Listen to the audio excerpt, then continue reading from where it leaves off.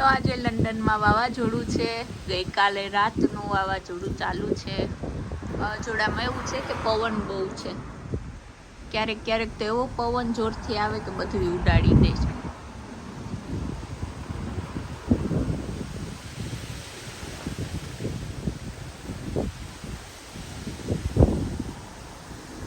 હમણાં બારે ગયા હતા તો આમાં ઓલી બાઇક બધા ડિલિવરી વાળાને બાઇક ચલાવતા હોય એ બધા બહુ ડિફિકલ્ટ એના માટે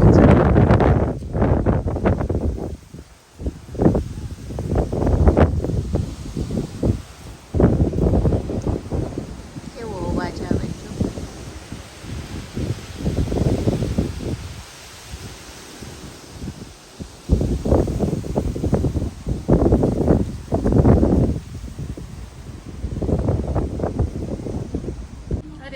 ઓહો તો તમે જોઈ શકો છો અલ્પાબેન જાય છે, હાજરી પુરાવવા જાય છે. વાવાઝોડું છે પણ અલ્પાબેન ને વાવાઝોડું રોકી શકશે નહીં. અલ્પાબેન દર વખત મારી હાજરી પુરાવવાની એવરીડે ની મારી ડ્યુટી છે, કેમ કે ભારતી તો નીકળતી નથી. ગમે એવું વાતાવરણ હોય હાજરી પુરાવવા મારે જવું. સોશિયલ લાઈફ મારે આપણે સેલ્યુટ કરશું અલ્પાબેનને. અત્યારે અલ્પાબેન સુરવીરતાનું એક ઉદાહરણ આપણે આપે છે. તો અલ્પાબેન વહેલા આવજો, વાવાઝોડામાં બહુ બહાર નીકળતા નહીં. ગઈકાલે હું ક્યાં હાજરી પુરાવવા જો આવ્યો આજે હું સગાઈમાં હાજરી પુરાવવા જાઉં. સગાઈમાં જાય છે. ચાલો ઓકે બાય. આટલો પવન છે પણ આજે ઠંડી ઓછી છે. ઓછી એટલે ઓછી ન કહેવાય, 16 ડિગ્રી છે. પણ જો અહીંયા છોકરા જન્મેલા હોય અને અહીં 16 ડિગ્રીમાં ઠંડી લાગે નહીં. આ ટી શર્ટ પહેરી નાટા મારે કહું કે સ્વેટર પહેર તો કે ઠંડી નથી લાગતી. 16 ડિગ્રી તો કંઈ ન કહેવાય છોકરા માટે. અહીંયા હવે બધા ચાલતા થઈ ગયા. અહીંયા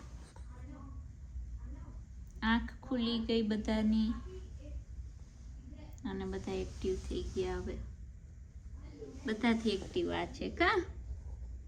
અહીંયા બારે અહીંયા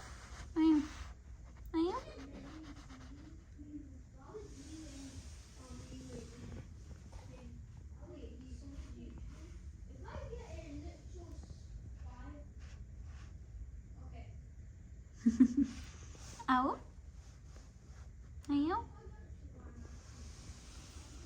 બધાથી આરસુડું આ છે. આ સૂતું જ હોય, ઠંડુ જોય.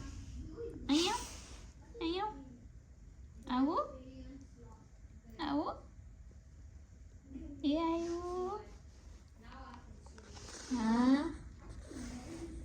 બધાને ગુજરાતી શીખવાડી દીધું મેં.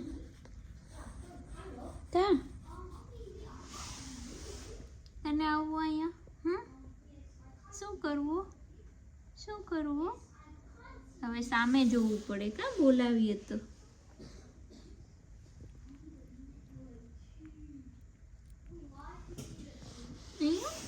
અહીંયા આવો.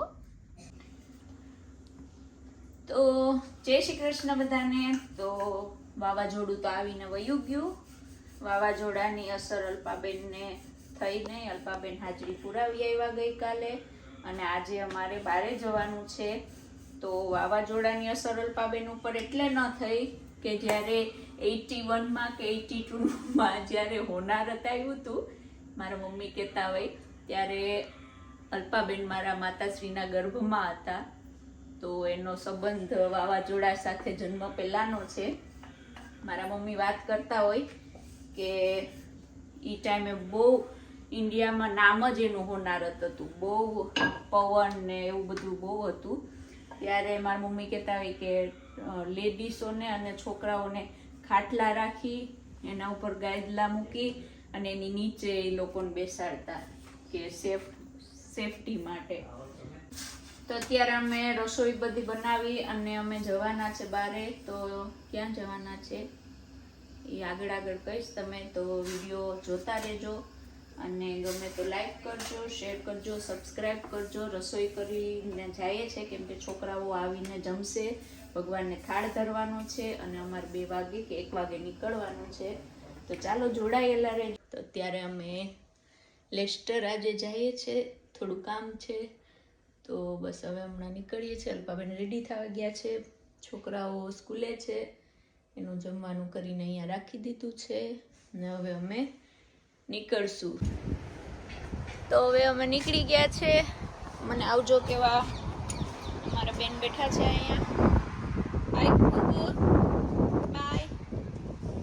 અને આજે સરસ વેધર છે, 10 ડિગ્રી છે અને જેને ડ્રાઇવિંગનું બહુ બર પડતું હોય અહીં બેસી ગયા છે, પાછળ બેસી ગયા છે. એનો મતલબ મારે ડ્રાઇવિંગ કરવાનું છે.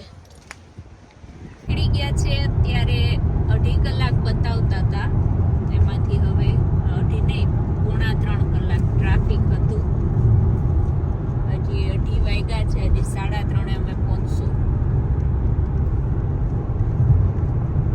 ત્યારે અલ્પાબેન છે ને મને ડ્રાઇવિંગ સીટ ઉપર બેસાડી દીધી છે 3 કલાક માટે. બહુ ખોટું કર્યું છે. એ હાથમાં માળા લઈને બેઠી છે આગળ. હવે મને ખબર નથી કે હું ડ્રાઇવિંગ કરું ત્યારે માળા લઈ લીધી કે આમનામ માળા કરે. તને જી સમજવું હોય. મારે તો માળા થઈ ગઈ બેન. બીકમાં માળા પૂરી કરી નાખી. ભારતી જ્યારે પણ ડ્રાઇવિંગ કરે ને ત્યારે બધાય માળા કરવાની. એટલું સરસ મારું ડ્રાઇવિંગ છે.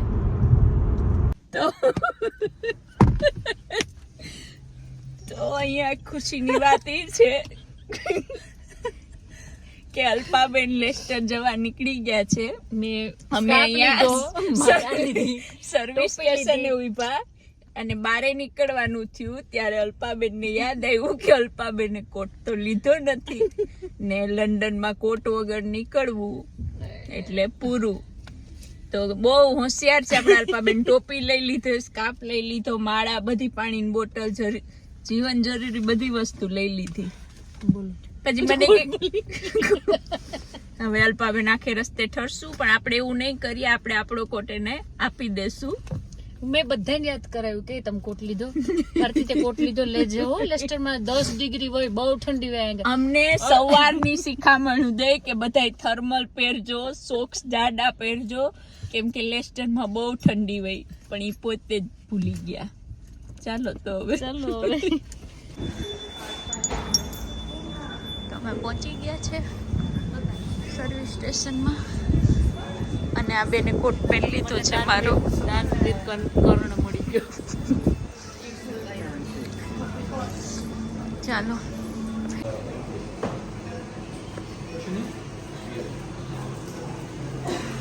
કોફી લેવા માટે ઉભા છે.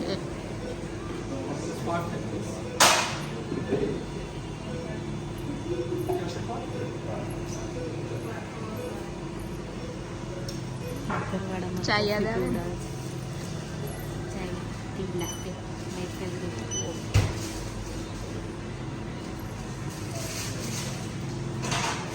ઇન્ડિયા હોય તો આપણે ચા પીએ, પણ અહીંયા કોફી પીવી પડે. ચા મળે પણ કેટલની. અલ્પાબેન લઈને આવ્યા છે. હું લઈને આવી માણસોને જેમ અન્નદાતા મળી જાય એમ મને જેકેટ દાતા મળી ગયા, એટલે હું જેકેટ દાતા જેકેટ દાતા ઠરે ને એના માટે દાતા માટે હું એક કોફી લઈ આવી છું. થેન્ક યુ બેન. જેકેટ દાતા જેકેટ દાતા આ મારું શું કહેવાય રિટર્ન ગિફ્ટ છે અલ્પાબેન તરફથી. હું ઠંડીમાં ઠરું ને એના માટે થઈને કોફી પીવડાવે છે અલ્પાબેન. Thank you Alpaben. આવી જ રીતે કોટ ભૂલતા રહ્યો ને બીજાને ઠરવતા રહ્યો. ચાલો ડ્રાઇવિંગ સીટ ઉપર બેસજા. ચાલો હવે અલ્પાબેન મને કે તું થાકી ગઈ હશે એટલે એ ડ્રાઇવિંગ કરશે અને હું બેસીશ. પછી ને ઓલમોસ્ટ બહાર નીકળી જ ગયા હતા. અમારા ઘરવાળાએ જોયું વેઇટ રોઝમાં કોઈ નથી, એને દયા આવી કે વેઇટ રોઝવાળા ઉપર કે બિચારા વેઇટ રોઝવાળા પણ કોઈ નથી. હાલ હું જાઉં શોપિંગ કરવા એટલે પાછા ગયા. અમારા અલ્પાબેન એટલી સરસ ગાડી અહીંયા પાર્ક કરી છે ને કે આ જોતો ને કેમ પાર્ક કરી. ઝાડની નીચે. ઓલી બાજુથી ઉતરી જવાય ને? તો અમે લેસ્ટર પહોંચી ગયા છે. આ છે લંડનનું વેધર. અમે લંડનથી નીકળ્યા ત્યારે 2.5 કલાક લેસ્ટર બતાવતું હતું. અમે લેસ્ટર પહોંચી ગયા ત્યાં 2.5 કલાકમાં અંધારું થઈ ગયું. જો સૂર્યાસ્ત થઈ ગયો, અંધારું થઈ ગયું. અને હવે અલ્પાબેન સરખી કાર કરે છે મને સરસ દરવાજામાં ફસાવીને.